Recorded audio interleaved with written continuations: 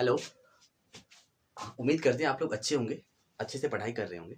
अब हम क्या करते हैं ना कि क्लास 10th में, बिहार बोर्ड क्लास 10th में जो प्रूफ आते हैं ना, हम धीरे धीरे करके वन वन शॉर्ट्स में हम क्लास 10th का प्रूफ पढ़ते हैं। फिजिक्स में आपने पढ़ा होगा एक प्रूफ आते हैं करने के लिए। वो प्रूफ का नाम क्या है? प्रूफ का नाम क्या है? एफ बराबर r/2। छोटा एफ होता है, एफ बराबर r/2, ये प्रूफ करना होता है। ठीक है, आज हम इसी को सीखेंगे, एफ बराबर r/2 प्रूफ कैसे किए जाते हैं। ठीक है, हम बताते हैं आपको कैसे कैसे प्रूफ करना है। आज हम क्या पढ़ेंगे, पहले पढ़ते हैं हम अवतल दर्पण में। अवतल दर्पण में एफ बराबर r/2 कैसे होता है, एफ क्या होता है, आर क्या होता है, सब कुछ हम मतलब समझाते हैं। ठीक है, हम करते हैं पहले अवतल दर्पण में एफ बराबर r/2 होता क्या है। ठीक है, अब सबसे पहले हम क्या बनाते हैं, इसके लिए अवतल दर्पण बनाते हैं। वो प्रूफ क्या करना है, एफ बराबर r/2, एफ बराबर r/2। ठीक है, एफ बराबर r/2। इसके लिए क्या करते हैं, हम एक अवतल दर्पण लेते हैं। क्या करते हैं, यहां से स्टार्ट करते हैं। एक अवतल दर्पण लिया हमने, एक अवतल दर्पण लिया हमने। ठीक है, ऐसे अवतल दर्पण होते हैं। ठीक है, यहाँ बीच में क्या होते हैं, पी होते हैं बीच में। ठीक है, ये क्या है, प्रधान अक्ष है। ये क्या है, ये आपका प्रधान अक्ष, ये प्रधान अक्ष हुआ। ठीक है, यहाँ पी, यहाँ क्या के ये जो है ना, ये किसी ना किसी गोले का पार्ट होगा। तो यहाँ पे हम क्या लिखते हैं, यहाँ पे हम सी लिखते हैं। यहाँ पे क्या लिखते हैं, सी लिखते हैं। उम्मीद करते हैं आप ये पी ये सी सब कुछ समझ रहे होंगे। ठीक है, और कोशिश करते हैं हम सारा आपको समझा पाए। ठीक है, हम बता देंगे क्या होते हैं पी, क्या होते हैं सी। ठीक है, इस बीच में क्या होता है, एक एफ होता है। ठीक है, पी को क्या बोलते हैं, पोल, हिंदी में बोलते हैं इसे ध्रुव, इसे बोलते हैं वक्रता केंद्र, इसे बोलते हैं फोकस। इसे क्या बोलते हैं, फोकस। यहां से पी से एफ के बीच की दूरी, पी से एफ के बीच की दूरी को छोटा एफ बोलते हैं, जिसका नाम क्या होता है, फोकस दूरी। जिसका नाम क्या होता है, फोकस दूरी। आर क्या होता है, पी से सी तक, मतलब ध्रुव से वक्रता केंद्र के बीच की दूरी को वक्रता त्रिज्या कहते हैं, आर कहते हैं। ठीक है, हमको इसी में रिलेशन दिखाने हैं कि एफ बराबर, ये जो एफ होते हैं, यहाँ पे क्या होगा, एफ होगा, ये पूरा क्या होगा, आर होगा। हमें यही दिखाना है, ये एफ जो होते हैं ना, ये पूरा का जो है आधा होता है, ये हमें दिखाना है। ठीक है, हम करते क्या, इसलिए देखिए हम क्या करते हैं, यहां से एक मान लिया जाए आपतित किरण हमने लिया, एक हमने आपतित किरण लिया। ठीक है, इसका नाम हम दे दिया ए, यहाँ पे नाम ले लिया हमने बी। ठीक है, आपको पता होगा मुख अक्ष के समांतर हमने एक आपतित किरण लिया। ठीक है, वो क्या होगा, दर्पण से टकराने के बाद क्या होगा, दर्पण से टकराने के बाद क्या होगा, परावर्तन होगा, होगा कि नहीं होगा। तो वो क्या होगा, अगर वो मुख अक्ष के समांतर, कोई भी किरण मुख अक्ष के समांतर आती है तो परावर्तन के बाद क्या होती है, वो फोकस से गुजर जाती है। क्या होती है, फोकस से होकर क्या करती है, वो गुजर जाती है। ठीक है, उम्मीद करता हूँ समझ रहे होंगे। अगर मान लिया जाए कोई किरण जो है, आपतित किरण ए बी, क्या लिखेंगे, अब आपको लिखना पड़ेगा कि मतलब ए बी आपतित किरण है, जो भी आपको लिखना पड़ेगा। ठीक है, हम बताते हैं आपको। मान लिया जाए अगर ए बी किरण है, आपतित किरण है, वो दर्पण से टकराई और परावर्तन के बाद क्या हुई, फोकस से होकर गुजर गई। ठीक है, हम करते क्या है, ऐसे हम इसको कर देते हैं। फिर हम क्या करते हैं ना, सी को बी से मिला देते हैं। ठीक है, सी को क्या करते हैं हम, बी से मिला देते हैं। सी को क्या किया हमने, बी से मिलाया। ठीक है, सी को हमने बी से मिला दिया। ये जो पॉइंट है, यहाँ पे पॉइंट बी है। ठीक है, ये जो दर्पण है ना, ये दर्पण, इसका नाम हम ले लेते हैं एम, और इसका नाम ले लेते हैं, यहाँ पे देते हैं हम एम। ठीक है, आपको लिखना पड़ेगा कि ये क्या सब है। ठीक है, हम आपको लिखना सिखाते हैं क्या सब है, आपको लिखना पड़ेगा। इसको मिटा देते हैं। ठीक है, इसको मिटा देते हैं। पहले आपको ऐसे लिखना पड़ेगा, एम एन एक, एम एन एक, एम एन एक क्या है, अवतल दर्पण है। एम एन एक क्या है, अवतल दर्पण है। अवतल दर्पण, दर्पण है। एम एन क्या है, अवतल दर्पण है। ठीक है, फिर लिखेंगे ए बी, ए बी आपतित किरण, ए बी आपतित किरण है, जो परावर्तन के बाद, जो परावर्तन के बाद फोकस, फोकस एफ से होकर, होकर होकर गुजरती है। फोकस एफ से होकर क्या होती है, गुजरती, फोकस एफ से होकर गुजरती है। इतना लिखना पड़ेगा आपको, ठीक है। ए बी क्या है, एक आपतित किरण है। सबसे पहले हमने क्या लिखा, एम एन क्या है, एम एन है अवतल दर्पण, एम एन क्या है अवतल दर्पण। फिर हमने क्या लिखा, फिर हमने लिखा ए बी एक आपतित किरण है जो परावर्तन के बाद फोकस एफ से होकर गुजरती है, ठीक है। उम्मीद करता हूं तक यहाँ तक समझ गए होंगे।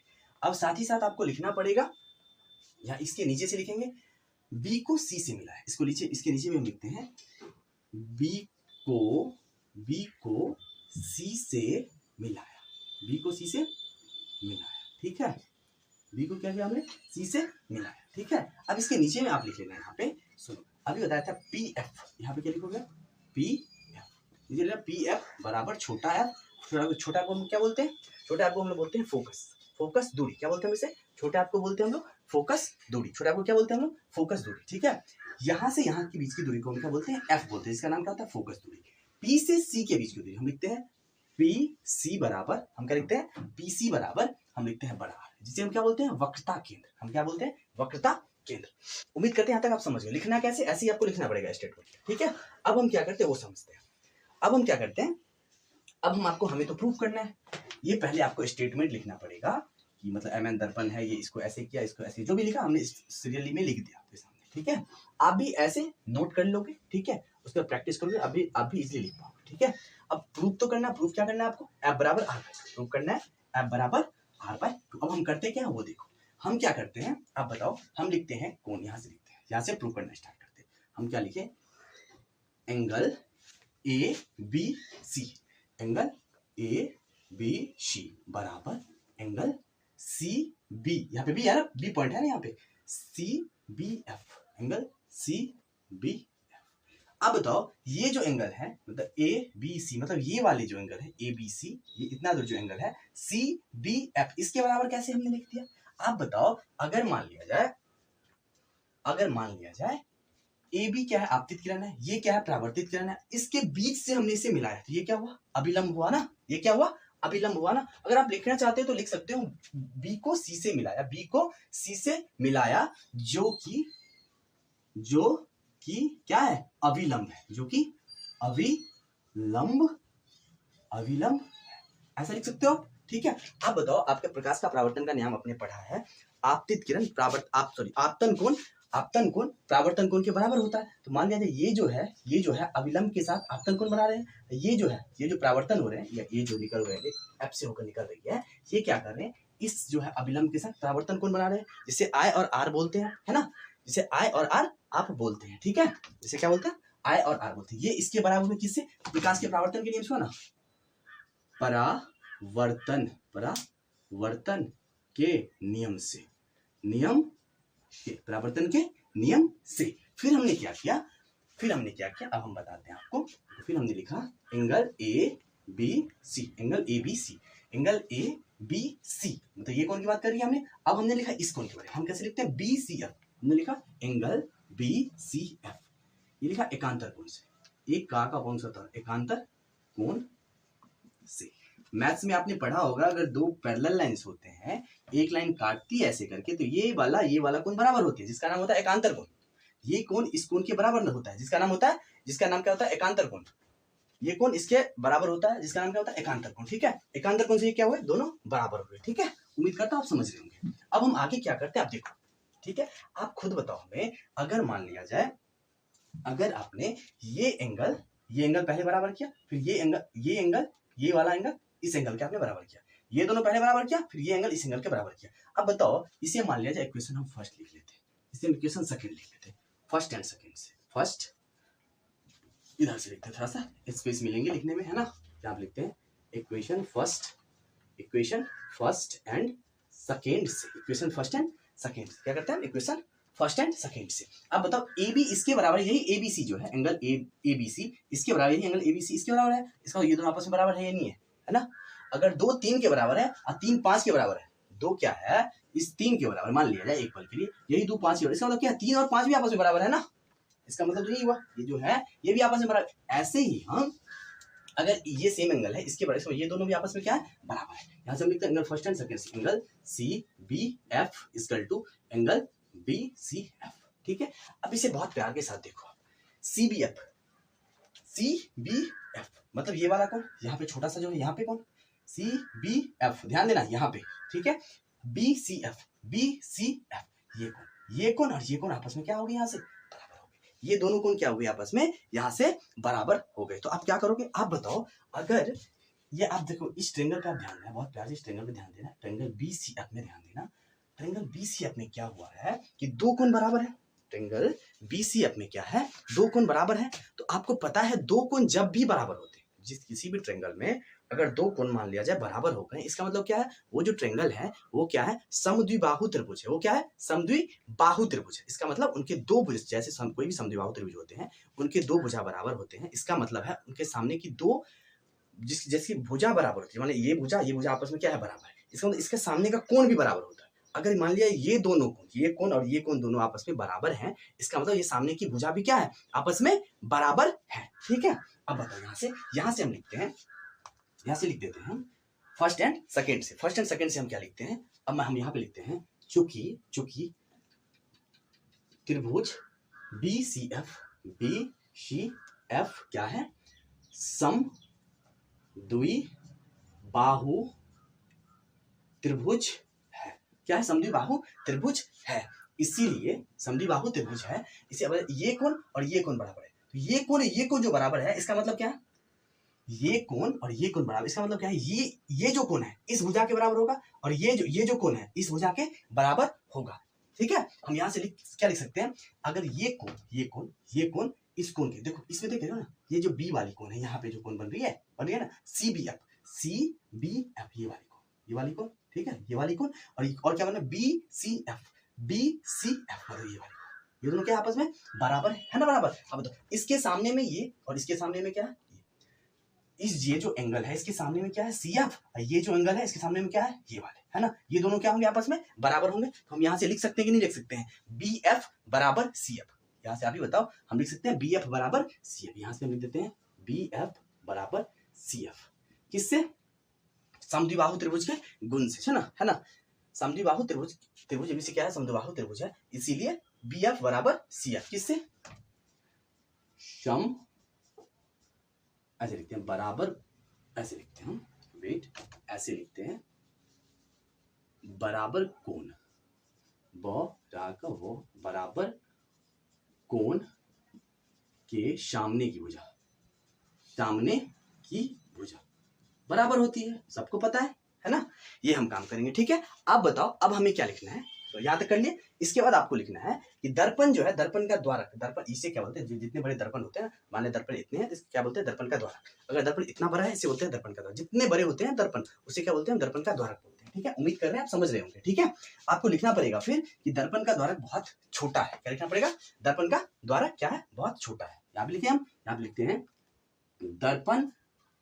दर्पण का द्वारक बहुत क्या है, दर्पण का द्वारक क्या है, बहुत छोटा है, दर्पण का द्वारक क्या है, बहुत छोटा है ना। दर्पण का द्वारक अगर बहुत छोटा है तो क्या होगा, दर्पण का द्वारक अगर मान लिया ये जो है बहुत छोटा है, इसका मतलब क्या है, ये जो बी है इस पी के पास है, ये जो बी पॉइंट है अगर मान लिया बहुत छोटा है, तो मान लिया यहाँ इतना है, मान लिया जाए, अगर अभी तो क्या है, इतना बड़ा है, दर्पण का द्वारक, हम बोले दर्पण का द्वारक क्या है, बहुत छोटा है, दर्पण का द्वारक क्या है, बहुत छोटा है और बी पी के पास है, ये भी लिखते हैं, दर्पण का द्वारक बहुत छोटा है, और ऐसे लिखते हैं, और क्या है, और बी जो है, बी पॉइंट जो है पी के क्या है, पास है, पी के पास है।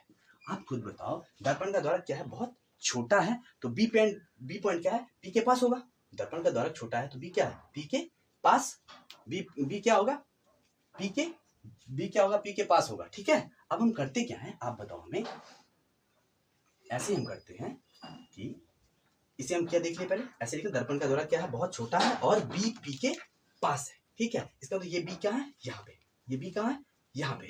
अब यहाँ से आप ऐसे लिख सकते हो, यहाँ से आप क्या लिख सकते हो, पीसी जो है, वेट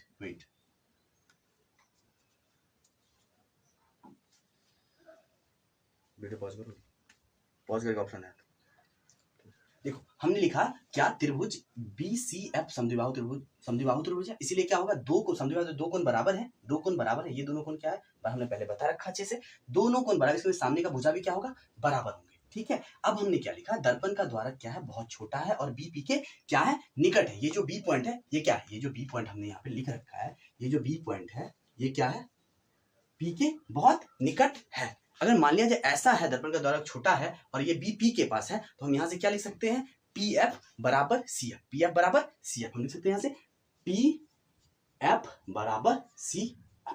नहीं लिख सकते, आप बताओ हमने कैसे लिखा, हमने ऐसे लिखा, PF बराबर CF, हम बताते हैं आपको, PF बराबर CF, PF देखो ध्यान देना, PF बराबर क्या, CF। ठीक है, आप खुद सोच के देखो, ये जो अभी है, अभी आपने क्या देखा, ये जो पॉइंट है, ये जो B है कहाँ आ गया, इसके पास आ गया। जैसे ही ये पॉइंट इसके पास आ गया तो क्या होगा, यहाँ से होगा PF जो है, ये जो PF है, PF जो है वो क्या हो जाएगा। अब देखो यही जो है ना, ये जो PF है, ये देखो PF कहाँ, यहाँ से यहाँ तक PF है। अब ये जो B है, B पॉइंट जो है, मतलब B जो पॉइंट है, इसका मतलब PF जो देखो इतना बड़ा है, ये क्या होगा, ये भी यहाँ जाएगा।